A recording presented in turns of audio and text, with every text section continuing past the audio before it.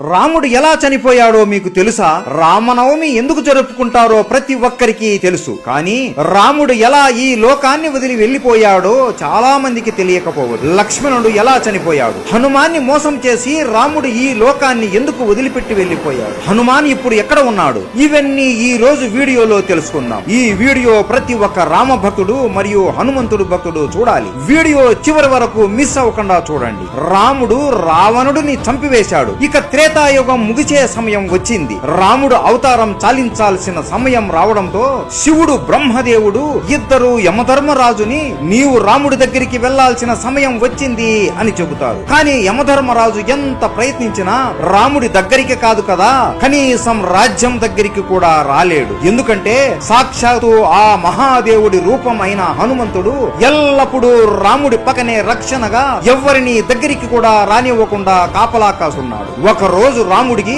శివుడు కలలోకి వచ్చి నీ అవతారం చాలించే సమయం వచ్చింది రామా, యముడు నీ రాజ్యం బయట ఎదురు చూస్తున్నాడు, కానీ నీ ప్రాణానికి హనుమాన్ అడ్డుగా ఉన్నాడు అని అంటాడు. అప్పుడు రాముడికి అంతా అర్థమయ్యి మరుసటి రోజు రాముడు సీత ఇచ్చిన తన ఉంగరాన్ని తీసుకుని ఒక రంధ్రంలోకి వేసి హనుమాన్ని పిలుస్తాడు. హనుమా, సీత ఇచ్చిన ఉంగరం పొరపాటున ఈ రంధ్రంలో పడిపోయింది, దయచేసి నువ్వు వెళ్లి నా ఉంగరాన్ని కనిపెట్టి తీసుకుని రాగలవా అని అడగగా, ప్రభు అంతేనా, దీనికి మీరు నన్ను ఇంతగా అడగాల, మీరు ఆజ్ఞాపిస్తే చాలు, నేను వెళ్లి తీసుకుని వస్తాను, అలా వెళ్లి ఇలా తీసుకుని వస్తాను ప్రభు అని అనగా హనుమాన్ తన శరీరాన్ని ఒక చీమ అంత చిన్నగా మార్చుకొని ఆ రంధ్రంలోకి దూరుతాడు. అలా వెళుతూ వెళుతూ ఆ రంధ్రం పాతాళ లోకానికి దారి తీస్తుంది. అక్కడ నాగలోకానికి రాజు అయిన నాగరాజు ఉంటాడు. ఆయన దగ్గరికి వెళ్లి నమస్కరించి, నాగరాజా, నా రాముడి ఉంగరం ఒక రంధ్రంలో పడి ఈ పాతాళ లోకానికి వచ్చింది, ఆ ఉంగరం ఎక్కడ ఉందో మీకేమైనా తెలుసా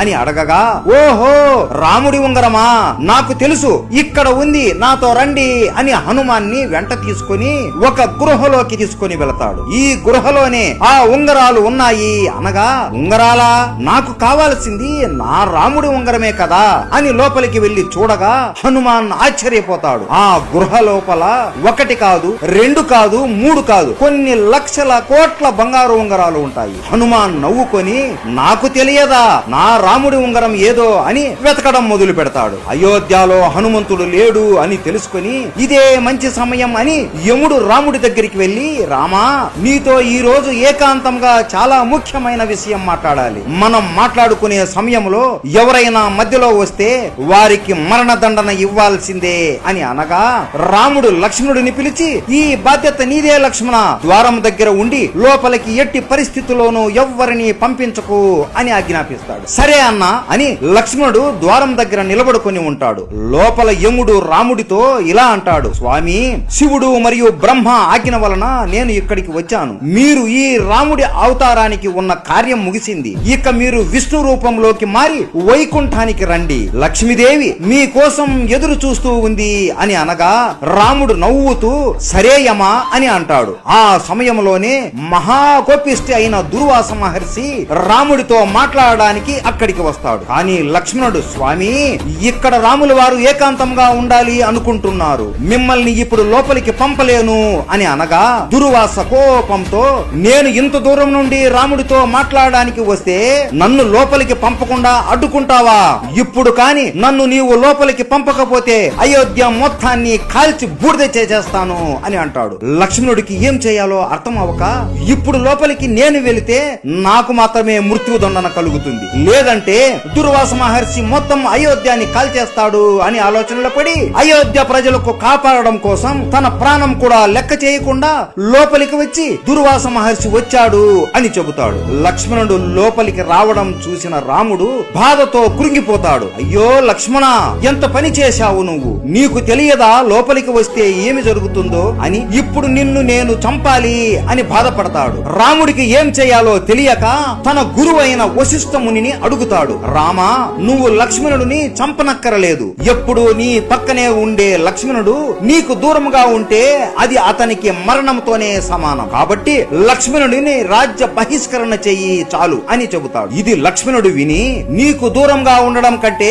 చనిపోవడమే మేలు కదా అన్నా అని సరయూ నదిలో జల సమాధి అయిపోతాడు. ఇది చూసి అతని భార్య ఊర్మిళాదేవి కూడా జల సమాధి అయిపోతుంది. ఈ రెండు మరణాలను ఉంగరాలను చూసి రాముడు బాధతో కురింగిపోతూ నేను కూడా జలసమాధి అయిపోవాలి అని సరియు నది తీరం దగ్గర నిలబడుకుని ఉంటాడు. ఇదే సమయంలో పాతాళ లోకంలో హనుమంతుడు ఏ ఉంగరం చూసినా నా రాముడి ఉంగరం లాగానే ఉంది అని వెతికి వెతికి అలిసిపోయి, ఓ నాగరాజా, ఏ ఉంగరం చూసినా రాముడి ఉంగరం లాగే ఉంది, అసలు ఇన్ని ఉంగరాలు ఇక్కడికి ఎలా వచ్చాయి అని అడుగుతాడు. అప్పుడు నాగరాజు ఇలా వివరిస్తాడు. త్రేతాయుగంలో విష్ణు రూపమైన రాముడు జన్మిస్తాడు. ఎప్పుడైతే ఒక బంగారు ఉంగరం పాతాళ లోకంలో పడుతుందో దాన్ని వెతుకుంటూ ఒక వానరం వస్తుంది. అప్పుడు భూమిపైన రాముడు అస్తమిస్తాడు. దాంతో త్రేతాయుగం అంతమవుతుంది. హనుమా, ఇక్కడ ఇన్ని ఉంగరాలు ఉన్నాయి అంటే ఇన్ని సార్లు రాముడు అస్తమించాడు, అన్ని త్రేతాయుగాలు ముగిశాయి అని అర్థం. జీవితం అంటే ఒక చక్రం హనుమ.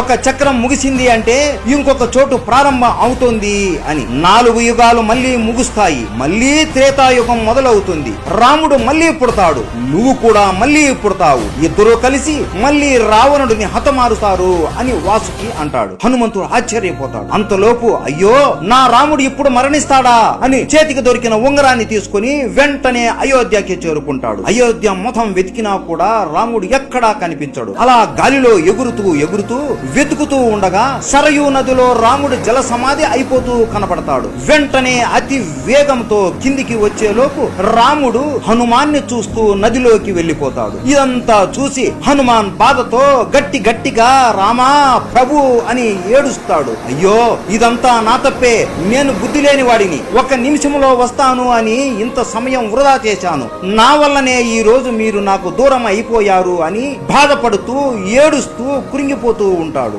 అప్పటికే రాముడు విష్ణు రూపంలోకి మారిపోయి ఉంటాడు. హనుమాన్ బాధని చూసి ప్రత్యక్షమై, హనుమా, ఇందులో నీ తప్పు ఏమీ లేదు, ఇదంతా జరగాల్సిందే, నువ్వు ఎంత చేసినా జరిగిన దానిని మార్చలేవు అని అంటాడు. ప్రభు, నేను కూడా మీతో పాటే మీ దగ్గరికి వస్తాను అని అనగా, లేదు హనుమ, నీలాంటి భక్తుడు ఈ భూమి మీద ఉండి ధర్మరక్షణ చెయ్యాలి, నువ్వు ఎప్పటికీ చిరంజీవిగా ఉండి ప్రజల్ని కాపాడుతూ ఉండు అని అంటాడు. సరే ప్రభు, మీ ఆజ్ఞ అని హనుమాన్ ఆ ఉంగరాన్ని తన వేలికి తొడుగుకొని హిమాలయాలలో రామనామాన్ని జపిస్తూ ఉంటాడు. ఇప్పటికీ కూడా మన హనుమాన్ రామనామాన్ని ఎవరు జపించినా ఆయన అనుగ్రహాన్ని మనకి ఇస్తూ మనల్ని కాపాడుతూ ఉంటాడు. ఇది రాముడు మరియు లక్ష్మణుడి మరణం వెనక ఉన్న కథ.